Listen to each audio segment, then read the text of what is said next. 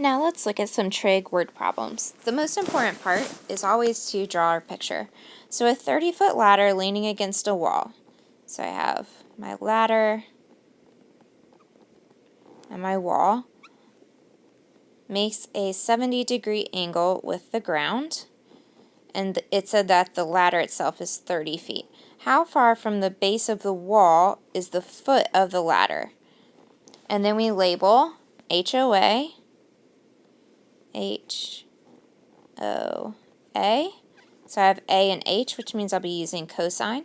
So cosine of 70 degrees equals x over 30.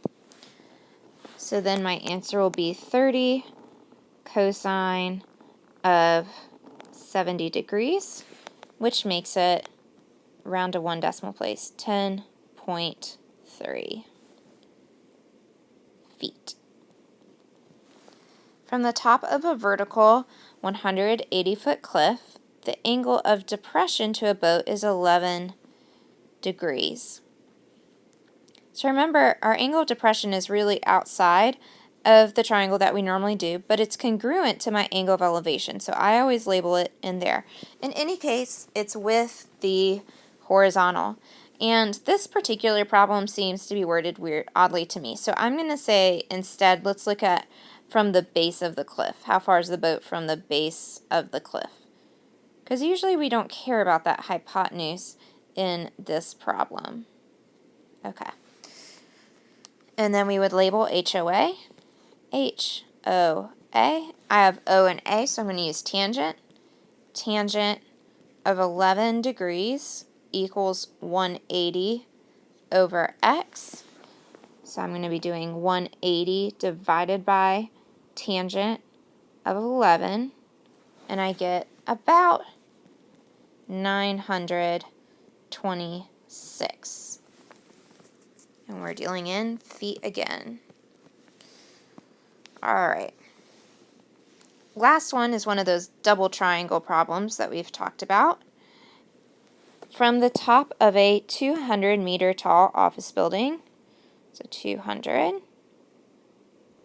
the angle of elevation to the top of another building is 35 degrees, and the angle of depression to the bottom of a second building is 25. How tall is the second building? Well, I know that this bottom triangle has a height of 200, so my real goal is to find this top length and add it to 200. But I don't have enough information in that triangle. So what I need to do is find one of those pieces. Well, I can't find the hypotenuse, but I could find this base side by finding it, let's call it y since I already used x, y, 25, and 200. This is why I don't write degrees in my videos, because it's so sloppy. HOA. Once again, tangent. Tangent's your friend.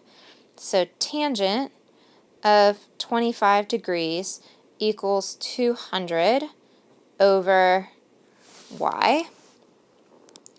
So 200 divided by tangent of 25. And that gives me that y is 428.9. Okay. And now I have that top triangle I can solve, knowing that my angle of elevation is 35 degrees. And now the base is 428.9. I can solve for x. It's tangent again. Tangent 35. Tangent 35 was the other one. Tangent of 35 equals x over 428.9.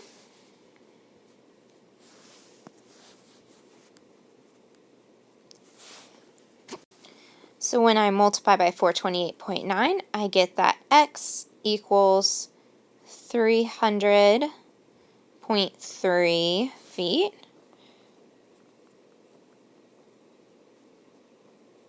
which means that the entire distance is going to be 303 plus 200, which would be 500.3 feet, or about 500 feet, really.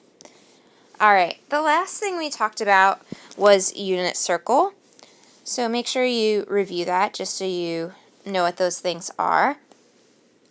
And then we basically just looked at our unit circle and wrote down the value. So we just need to remember for these that I don't really have a lot of room. So it's cosine, comma, sine when we're reading it, and that tangent is sine over cosine. Okay? So if I have sine of 300, then that's going to be, it's in the fourth quadrant, and the y value is negative square root of 3 over 2. Tangent of 135 is going to be square root of 2 over 2, the y value, over negative square root of 2 over 2, and the x value. And those are exactly the same except for the sign, so that's going to be negative 1. Cosine of 330 is the x value at 330, which would be square root of 3 over 2.